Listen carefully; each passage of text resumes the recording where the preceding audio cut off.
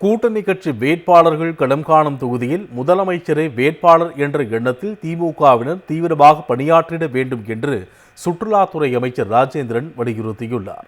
சேலம் மத்திய மாவட்டத்திற்கு உட்பட்ட மேற்கு மற்றும் ஓமலூர் சட்டமன்ற தொகுதிகளின் மதசார்பற்ற முற்போக்கு கூட்டணியின் செயல்வீரர்கள் கூட்டம் அந்தந்த பகுதிகளில் நடைபெற்றது.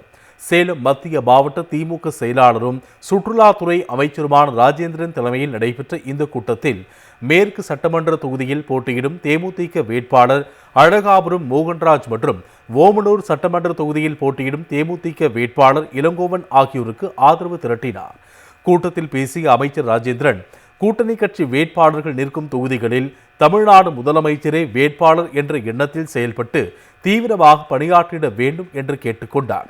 இந்த கூட்டத்தில் சேலம் நாடாளுமன்ற உறுப்பினர் டி.எம். செல்வகணபதி, ஓமலூர் சட்டமன்ற தொகுதி பார்வையாளர் சுகவனம், சேலம் மத்திய மாவட்ட பொருளாளர் கார்த்திகேயன் உள்ளிட்ட பலர் கலந்து கொண்டனர். கூட்டணி கட்சி வேட்பாளர்கள் களம் காணும் தொகுதியில் முதலமைச்சரே வேட்பாளர் என்ற எண்ணத்தில் திமுகவினர் தீவிரமாக பணியாற்றிட வேண்டும் என்று சுற்றுலாத்துறை அமைச்சர் ராஜேந்திரன் வலியுறுத்தியுள்ளார். சேலம் மத்திய மாவட்டத்திற்கு உட்பட்ட மேற்கு மற்றும் ஓமலூர் சட்டமன்ற தொகுதிகளின் மதசார்பற்ற முற்போக்கு கூட்டணியின் செயல்வீரர்கள் கூட்டம் அந்தந்த பகுதிகளில் நடைபெற்றது.